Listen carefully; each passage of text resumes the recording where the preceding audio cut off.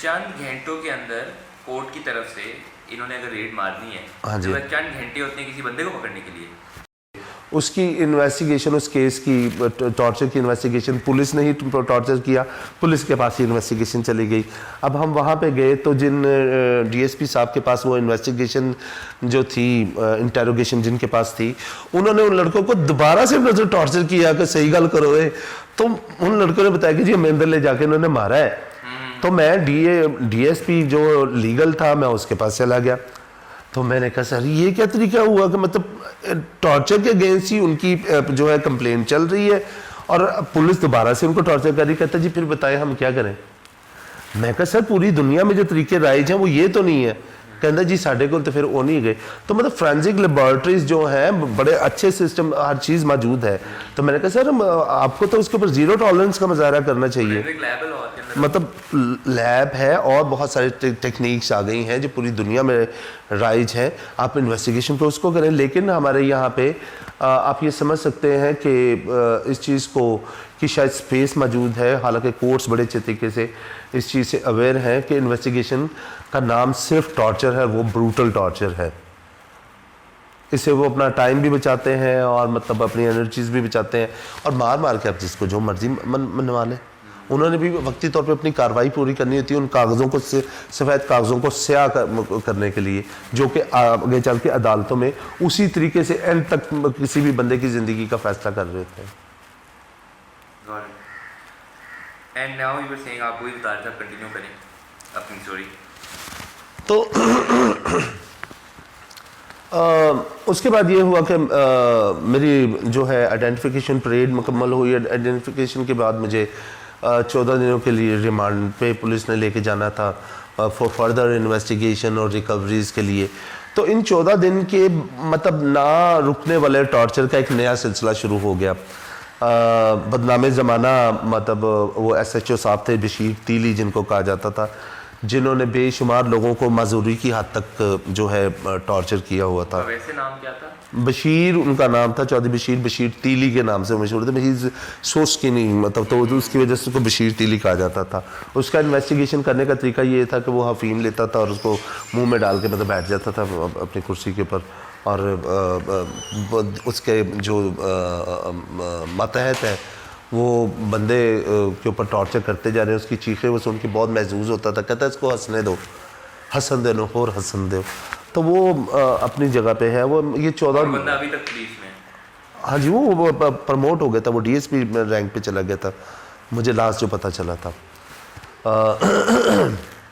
क्या नाम है इन भाई का? बशीर? हाँ जी, बशीर तीली उसको, बशीर तीली कहते हैं। उनका पूरा नाम कोई ऑफिशियल नाम है? बशीर ही था, मतलब SHO बशीर था ये समथिंग। तो मतलब इतनी गंदी गालियाँ और इतना खतरनाक तरीके के मतलब इनके तोड़ वही करें जो ये। हाँ जी, मतलब वो रोबोटिक करना चाहते हैं ना, कभी इस तरीके से कह दे कि हाँ जी मैंने सब कुछ किया। लेकिन लकीली 14 दिन के जो था ब्रूटल टॉर्चर के बावजूद भी पुलिस किसी किस्म की कोई वैलिड रिकवरी नहीं ले सकी। ना ही जो वेपन ऑफ अकर्नेंस था, जो असला इस्तेमाल हुआ था वारदात में, वो रिकवर हो सका। मतलब इस केस में there was no valid recovery at all. लेकिन ये केस फिर भी सजा हुआ ट्रायल कोर्ट से, और ट्रायल कोर्ट का फ़ैसला अपनी जगह पे एक मज़का ख़ेज़ फ़ैसला था कि शवाहिद से ये बात साबित होती है कि ये वकूआ में मुलव्वस है, लेकिन शवाहिद से ये बात साबित नहीं हो पा रही कि कत्ल किया किसने है। लिहाजा मेरी अदालत लीनियंट फ़ैसला लेते हुए उम्र कैद की सज़ा सुनाती है। तो मतलब ये लीनियंट फ़ैसला है उनका।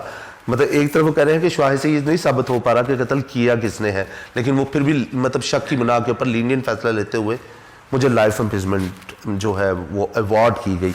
बहुत ही मतलब कोर्ट ने ये कैसे डिसाइफर किया कि आप इन्वॉल्व हैं किसी तरह की? मैं बता रहा हूँ कि वही PWs जिनका मैंने बिल्कुल शुरू में आपको एक थीम एंड ड्रीम बनता हुआ नजर आएगा इस पूरी स्टोरी में, कि वही लोग जो थे शुरू से मतलब जो साथ में थे जिनको के अपॉइंट किया जाना था ऐसे PWs, उन PWs ने, जिनमें से में भी कोई प्राइवेट विटनेस था, बल्कि उनका कोई चाचा था, कोई मामा था, इस तरीके से घर के ही लोग विटनेस बन गए कि जी हम किसी फंक्शन की सूरत में वहाँ पे मौजूद थे, इतनी देर में जो है हमें घर के बाहर फायरिंग की आवाज़ और मकतूल के चीखने की आवाज़ आई। तो जब हम घर से बाहर निकले तो मकतूल को इंतहाई मतलब शदीद ज़ख्मी हालत में देखा और इन मुलजमान को भागते हुए देखा। तो भागते हुए मगर ग्लिम्स ऑफ फ्ली की बात है, जब आप किसी को भी भागते हुए देखते हैं तो टेक्निकली आप बैक से देख रहे हैं। अब मतलब कोई भी आपकी तरफ मुँह करके तो उल्टे पाँव तो नहीं भागेगा आपको, तो मतलब वही बस उन शहादतों के ऊपर उन्होंने देखा।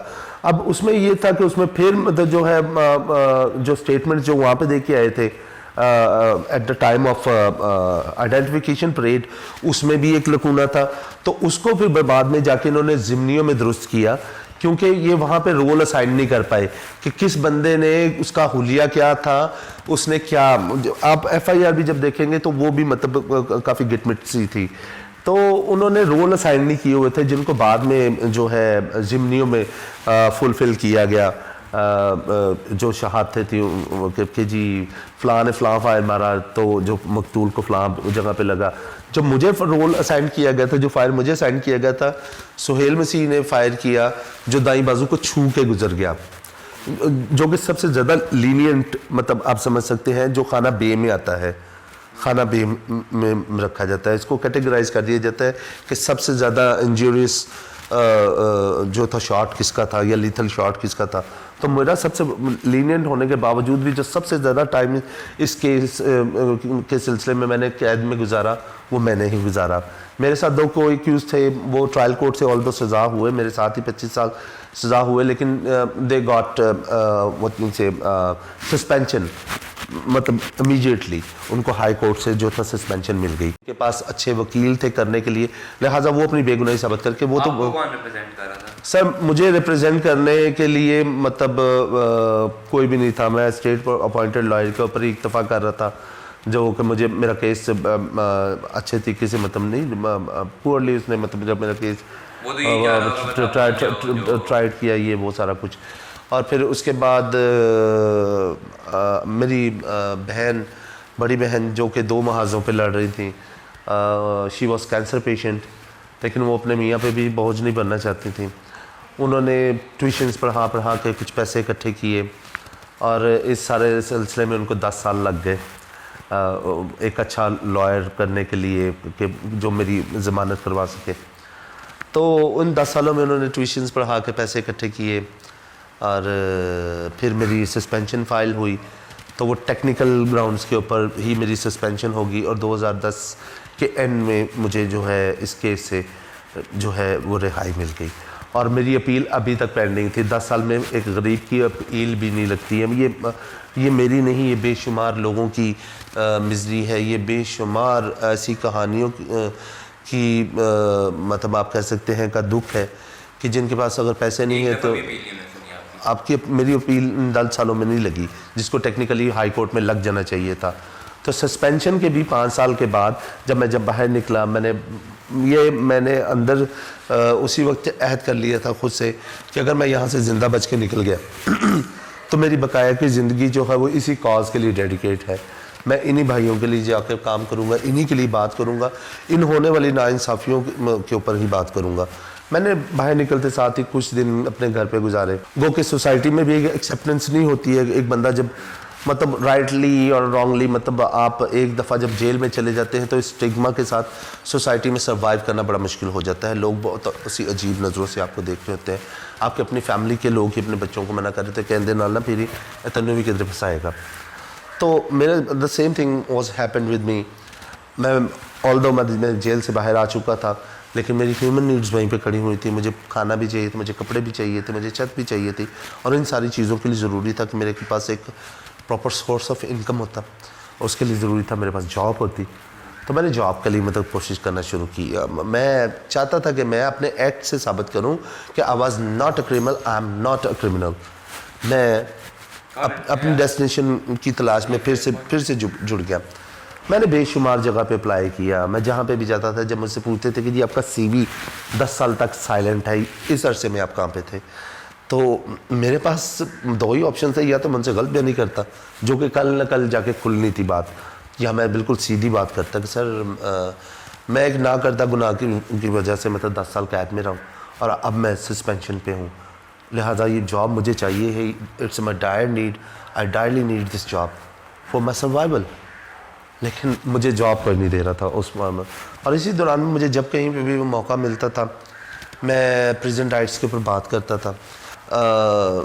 मुझे अच्छे से याद है पंजाब बार काउंसिल में क्रिमिनल लॉ के ऊपर एक वर्कशॉप हो रही थी which was held by JPP barrister सारा बिलाल, और मुझे वहाँ पे एज ए इनसाइडर अपने जो था अपने व्यूज़ और अपने एक्सपीरियंसेस शेयर करने के लिए बुलाए गए थे, जिसके ऊपर वहाँ पे मौजूद वकला बैरिस्टर साहिबान और जस्टिस साहिबान ने क्रॉस क्वेश्चंस करने थे।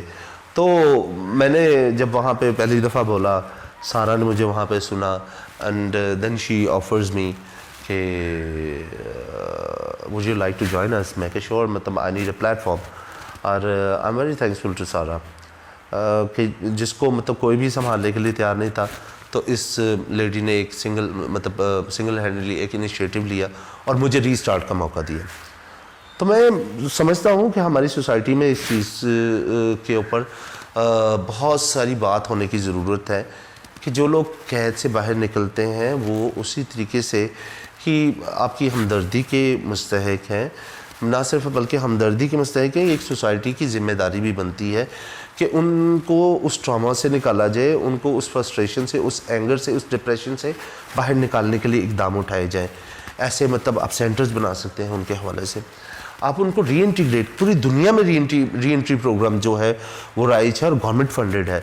मैंने खुद इन सारी चीज़ों को एक्सपीरियंस किया। मैंने साल हर साल मतलब से मैं कोशिश कर रहा था इसके ऊपर कि पाकिस्तान में भी इसके ऊपर काम होना चाहिए, and hopefully I am very close to my destiny and I am very close to my what you say, अपनी मंजिल के मैं बहुत करीब हूँ कि हम पाकिस्तान का पहला हीलिंग सेंटर जो है वो इनिशिएट करने के लिए जा रहे हैं।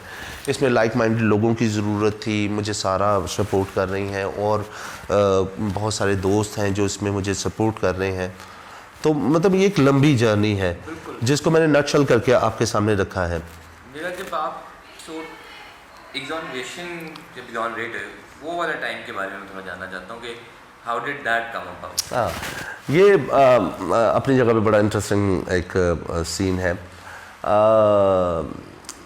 I was out of city, ठीक है। एक 302 का केस था, सजाए मौत का केस था, और हम उसकी रिकन्सलेशन के लिए भाग दौड़ कर रहे थे। मीनवाइल मुझे जेल से ही एक मैसेज मिला कि उस्ताद जी अपने केस का पता करो, ताड़े मुकदमेवार देखे गए ने जेल दे विच। अब रात का टाइम था, मैं कहा यार ये मैसेज तो मुझे मिल गया, मैं अब कैसे पता करूं कि मेरे केस का क्या स्टेटस है। लिहाजा मैंने एक फैमिली फ्रेंड है, मैंने रजिस्ट्रार है, I am very thankful to him.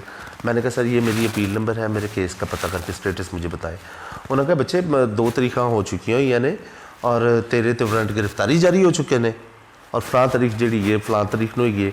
मैंने मेरे लिए तो सर के ऊपर बम फट गया कि मुझे कोई इंटीमेशन नहीं है कि मेरा केस लग गया है, मेरी अपील लग गई है। और ये मतलब एक आप कह सकते हैं कि ये फेक मेरी कि जी हम गए वहाँ पे और हमने उसको इंटीमेशन दे दिया है कि जी आपकी तारीख और आपने कोर्ट में पेश होना है। ठीक है। मैंने कहा यार मुझे पता ही नहीं है कि मुझे कोई इंटीमेशन ही नहीं मिला कि जी फलां तारीख को मेरी हेयरिंग है, मैंने कोर्ट में अपेयर होना है। मैं 2 तारीखें लाइल्मी में मेरी गुजर गई, मुझे क्योंकि नहीं पता था। ये इसी तरीके से किया जाता है ना कि मकामी थानों को जो जिस केस के बाद होता है उसको कहा जाता है कि जी आप मुलजिम को आगाह करें और उसको मतलब जो है कि उससे जाके तामील करवाएं आप कि जी मुझे किसी ने बताया नहीं था। मैं वहाँ से भाग मैं मुल्तान हाई कोर्ट पहुँच गया, एंड थैंक्स टू सारा बिलाल। मेरे पास तो शायद उस वक्त भी फाइनेंशली मतलब मेरी वो कंडीशन नहीं थी कि मैं अपने लिए फिर से कोई अच्छा कोई डिफेंस लॉयर अपने लिए मिले जब आप जेल में थे? सारा बिलाल को मैं उस वक्त मिला, मैंने आपको बताया है कि जब मैं 2010 के एंड में मेरी सस्पेंशन हुई। सस्पेंशन के बाद मैंने जॉब्स के लिए ट्राई करना शुरू किया,